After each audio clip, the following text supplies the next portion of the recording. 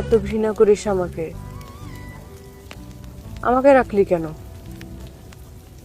মেরে ফেলতি আমাকে, আমাকে জ্বালাই দিতি।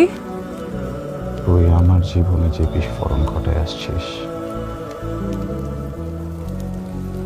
আমি তার 1% বিস্ফোরণ তোর জীবনে ঘটাই না। না হলে আমি তোরে কখনো মাফ করতে পারতাম না, মিরসর।